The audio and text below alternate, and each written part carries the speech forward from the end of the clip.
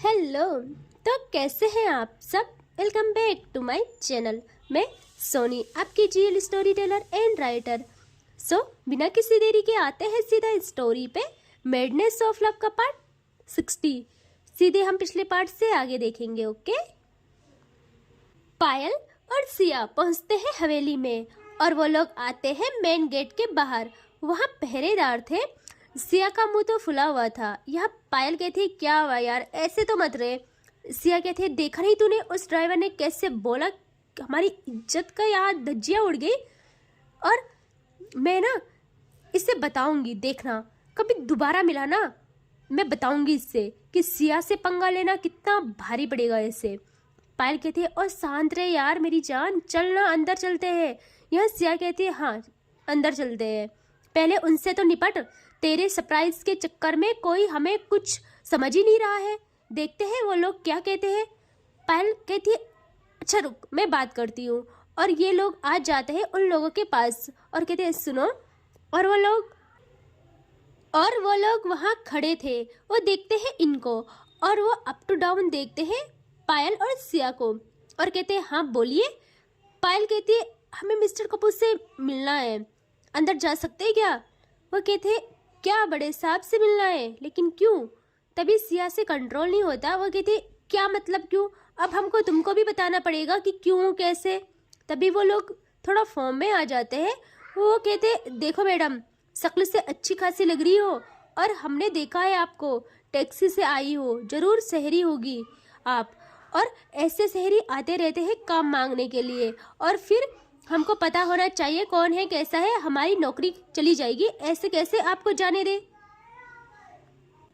यहाँ सिया कहती है, क्या तुमने हमको काम मांगने वाला समझा है क्या? पता भी है किससे बात कर रहे हो? इस गांव के सारे लोग ऐसे अजीब क्यों है? वो कहता है, देखिए मैडम, अब आप ज्यादा बोल लिए।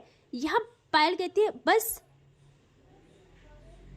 और वो बात संभालती है और कहती है, देखिए इसकी तरफ से मैं माफी मांगती हूँ और हम काम के लिए नहीं आए हैं। एक बारी हो सके तो आप पता कर लो मिस्टर कपूर से, मेरा नाम बताना, पायल सिंघानिया, फिर वो इजाजत दे देंगे। बस प्लीज ख्याल रखना कि आप अवनी के सामने ना बोलना मेरा नाम। वो कहते, छोटी मालकिन को क्यों ना बताए, और वैसे भी वो घर पे नहीं है। यहाँ पायल जैसे सुनती है वो कहती, घर पे नहीं है तो कहाँ है? वो थोड़ा घबरा के कहती है। यहाँ वो देखता है और कहता है, देखिए हम आपको क्यों बताएं, हमें इस बात की इजाजत नहीं है। पायल थोड़ा परेशान हो जाती है। वो कहती है, देखो हटो यहाँ से, मुझे अंदर जाने दो, मुझे पता करना है अवनी कहाँ है। वो कहता है, अरे ऐसे कैसे जाने दूँ, अभी तक तो ये वाली मैडम थोड़ी खिसकी लगती थी, अब तो आप भी। पायल कहती है, देखो बहुत कर ली मैंने आराम से बात, अच्छे से बात, और मैं नहीं चाहती कुछ ऐसा वैसा कर जाऊं मैं। मुझे जाने दो, हटो यहाँ से। और वो आने लगती है अंदर। यहाँ वो लोग जल्दी से इनका हाथ पकड़ते हैं, पायल के हाथ को जैसे उसने पकड़ा था भाई। पायल देखती है पहले अपने हाथ को और फिर उसकी तरफ, और पायल की वो शार्प आइज भाई नेक्स्ट लेवल। वो पहली तो डर जाता है, वो जल्दी से उसका हाथ छोड़ता है, लेकिन तभी पायल को कुछ और एक्शन लेती। हवेली से बाहर आते हैं अवनी के पापा, और वो जैसे देखते हैं उनकी नजर पड़ती है इन पे। वो तो शॉक्ड पायल को देख के, उनको कुछ समझ ही नहीं आता। वो जल्दी से भाग के आते हैं इनके पास और कहते, पायल आप यहाँ। और पायल जैसे ही अवनी के पापा की आवाज सुनती है, वो अब देखती है उनकी तरफ और कुछ कहती नहीं है। तभी वो कहते पहरी को कि क्या है कि क्या कर रहे हो तुम? यहाँ वो कहता है कि वो ये लोग अंदर जा रहे थे जबरदस्ती। तो वो कहते, तुमको समझ है कुछ भी? हाँ, कौन है ये पता भी है? चलो यहाँ से जाओ अब। और फिर वो लोग भी वहां से चले जाते हैं। एंड अवनी के पापा अब पायल को कहते हैं कि बेटा आप यहाँ, और कैसे हो, तबीयत कैसी है आपकी? यहाँ पायल बस एक लफ्ज़ कहती है कि अवनी कहाँ है। वो कहते हैं, अवनी तो मंदिर गई है, और फिर हम घर ही आ रहे थे, आप बताओ ना। पायल कहती है, मुझे बताइए मिस्टर कपूर कि मंदिर कहाँ है यहाँ से। वो पायल के बात करने के लहजे से और उसका वो ऑरा भांप लेते हैं कि शेर वापस आ गया है अपने फॉर्म में। वो कहते हैं बेटा आप ठीक हो? पायल कहती है हाँ मैं ठीक हूँ, मुझे बताइए मंदिर कहाँ है? तो फिर अवनी के पापा कहते हैं कि चलिए हम चलते हैं मंदिर। और वो किसी को कहते हैं कि जाओ गाड़ी निकालो, तो वो भी निकालता है गाड़ी और कुछ टाइम बाद ये लोग गाड़ी में बैठते हैं और जाने लगते हैं मंदिर की तरफ। अब आते हैं हम मंदिर में। अवनी और जोया थे जो कि माँ के चरणों में माथा टेक के बस खड़े ही उठते हैं और अवनी अगेन अपनी आईज को करती है क्लोज। अवनी अब आंखों को बंद किए और हाथ जोड़े खड़ी थी और वो कहती है माँ आपने जो मुझे दिया मैं उसको कभी नहीं भूल सकती हूँ। ऐसे ही मेरी पायल को हर मुसीबत से दूर रखना, चाहे तो उसके बदले कि सारी परेशानियाँ मेरे नसीब कर देना। अवनी के आंखों में अब आंसू थे। अवनी कहते माँ आपने मेरी पायल को फिर से जिंदगी दे दी, मैं आपका कैसे धन्यवाद करूँ? मेरा तो सब कुछ सिर्फ पायल है, अगर चाहे तो उसके सारे दुख सारी परेशानियाँ मेरे नसीब में डाल देना, मुझे मुझे दे देना माँ। बस मेरी पायल के चेहरे की मुस्कान कभी ना छीनना। उसने बहुत तकलीफ झेल ली है, बहुत सजा काट ली है बिना गुनाह किए। उसका दिल बहुत साफ है, उसकी हर सुबह रोशनी से भरी हो, उसकी हर रात सुकून से गुजर जाए। मैं सिर्फ इतना चाहती हूँ मेरी पायल हमेशा खुश रहे। अवनी पायल को इमेजिन करके ये सब कह रही थी। तभी उसी वक्त अवनी के कान में एक हल्का सा सुरीला साज जैसे आवाज गूंजता है, जैसे दिल से आवाज निकल रही हो। वो आवाज जो अवनी के लिए सब कुछ थी, उसका सुकून थी। उस आवाज से ज़्यादा अवनी के लिए इस जहां में कुछ भी नहीं था, कुछ भी इम्पोर्टेंट नहीं था। वो आवाज़ थी पायल की। वो कहती है अगर मेरी हर सुबह रोशनी से भरी होगी तो सिर्फ इसीलिए क्योंकि मेरी रोशनी तुम हो अवनी। अगर मेरी रात सुकून से गुजरेगी तो सिर्फ इसीलिए क्योंकि तुम मेरी दुआ बन के मेरे साथ हो। माँ ने मुझे जिंदगी दी होगी पर जीने की वजह सिर्फ तुम हो, सिर्फ तुम। मैंने अपने महबूब को ही रब माना है अवनी। और जैसे ही अवनी ये सुनती है उसकी हार्ट बीट हमेशा की तरह जिस इंसान के लिए चलती थी, भागती थी, ठीक वैसे ही दोबारा रफ्तार पकड़ती है। अवनी हैरान होकर तुरंत आंख खोलती है और देखती है अपने बगल। पायल उसके बगल में थी। हाँ, वहाँ पायल उसके बगल में खड़ी थी, आंखों में आंसू लेके, चेहरे पे प्यारी सी मुस्कान और हाथ जोड़े हुए बस अवनी को देखे जा रही थी। अवनी को तो यकीन ही नहीं होता कि उसकी दुनिया उसके सामने आ चुकी है, वो भी बिल्कुल सही सलामत। वो बस वहीं पे फ्रीज होकर खड़ी रहती है, हाथ पैर और उसकी बॉडी लाइक कांपने लगते ना वैसा स्टार्ट हो जाता है। वो बस इतना कह पाती है अपनी लड़खड़ाती आवाज में कि पायल पायल अगेन स्माइल करते हुए कहती है अवनी तुम्हारी दुआओं का फल। जिस वक्त तुमने माँ से मेरी दुआ मांगी उस वक्त मुझे लगा जैसे मेरी रूह तुम्हारी आवाज के सहारे लौट आई हो। अवनी तुम मेरी ताकत हो, तुम्हारी मोहब्बत मेरी सबसे बड़ी दवा है। अगर मुझे खुशी चाहिए तो वो तुम हो, अगर मुझे जीना है तो वो तुम्हारे साथ। मैं इस पवित्र जगह पे खड़ी हूँ, मैं सच कह रही हूँ, मैं तुम्हारे लिए इतनी पागल हूँ जिसकी कोई हद नहीं।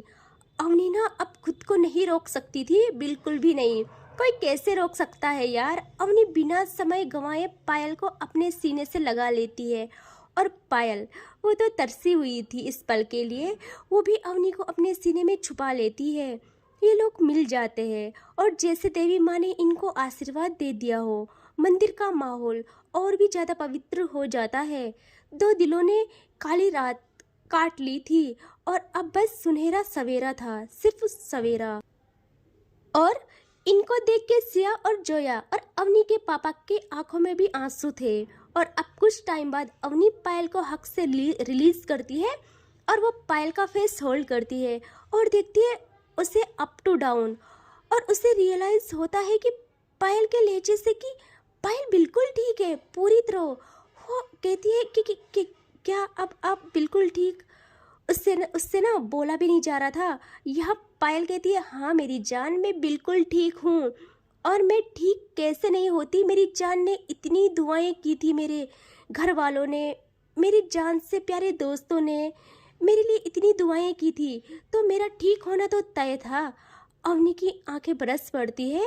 वो पायल का फेस होल्ड किए उसके माथे पे अपने लोगों को रख के चूमती है, और फिर पागलों की तरह उसकी आईज, उसकी दूसरी आईज,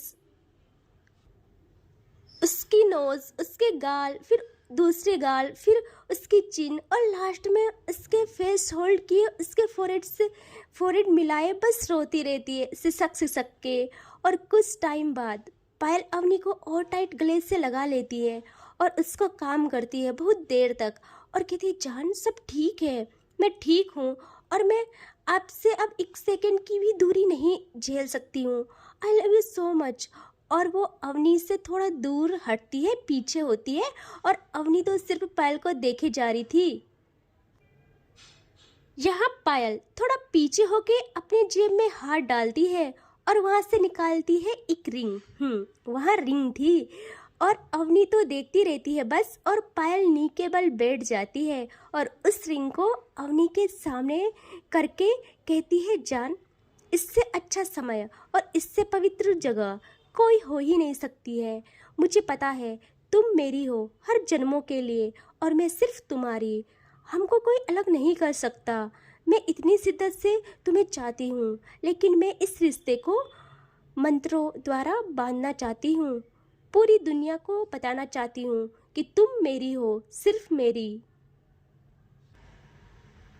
और आपका जवाब मुझे पता है, लेकिन मैं माँ के सामने तुमसे वादा चाहती हूँ, तो प्लीज़ बताओ, क्या तुम 7 जन्मों के लिए मेरी पत्नी बनके मुझे पूरा करोगी?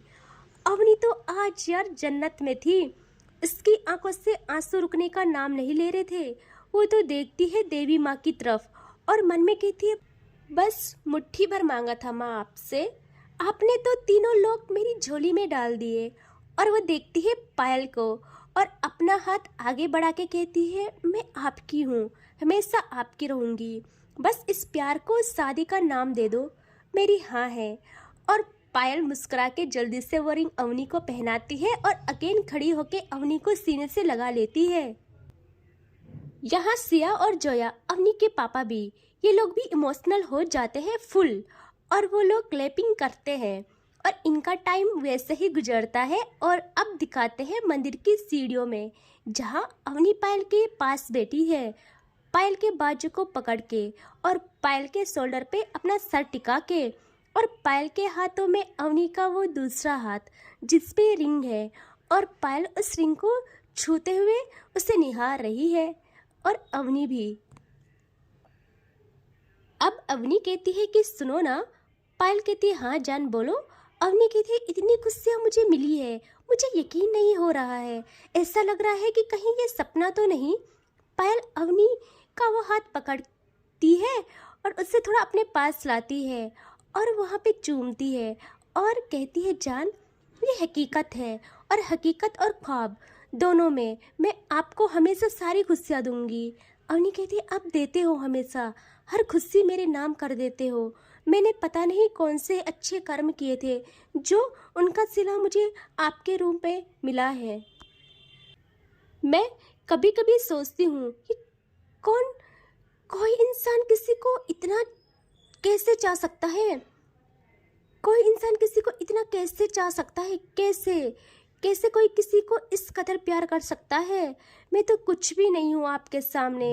यहाँ पायल कहती है, हाँ अच्छा, अब ज़्यादा तारीफ नहीं हो रही मेरी और मेरे प्यार की। यहाँ अवनी कहती है, तारीफ मेरे पास लफ्ज़ नहीं है, मैं आपको कैसे समझाऊँ कि क्या हो आप। और मैं सच कह रही हूँ, अगर आपको कुछ हो जाता ना, फिर मैं खुद का क्या हाल करती ये मैं खुद भी नहीं जानती हूँ। यहाँ पायल कहती है कि जान ये तो कुछ भी नहीं था, मौत तो मुट्ठी में रहती है आपके खातिर, मैं तो इससे आगे जा सकती हूँ, मरना क्या होता है। यहाँ अवनी जैसे सुनती है वो जल्दी से पायल के शोल्डर से अपना सर हटा के घूरती है पायल को, और उसके चेहरे की स्माइल गायब हो गई थी, आंखें अगेन भर आई थी। यहाँ पायल जैसे देखती है वो कहती, अच्छा अच्छा आई एम सॉरी ना, प्लीज़। मैं तो बस यूं ही बोल रही थी, आई एम सॉरी। और वो अवनी को अगेन मनाती है और उसके आंसू साफ करके अपने शोल्डर पे उसका सर अगेन टिकाती है और ये लोग बातें करते हैं बहुत सारी। और अब देखते हैं हम सिया और जोया को, जो कि मंदिर के ठीक बाहर वाली सीढ़ी में बैठे थे।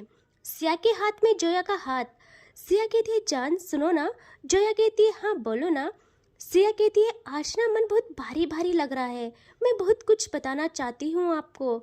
और वो प्रॉपर देखती है जोया को और जोया देखती है सिया की आंखें नम। वो जल्दी से उसका फेस होल्ड करती है और कहती है क्या क्या हुआ आपको, प्लीज़ शांत रहे ना, सब ठीक है, मैं हूँ ना। यहाँ सिया जोया का हाथ पकड़ती है दोनों और कहती है जान सुनो, मेरी बात सुनो।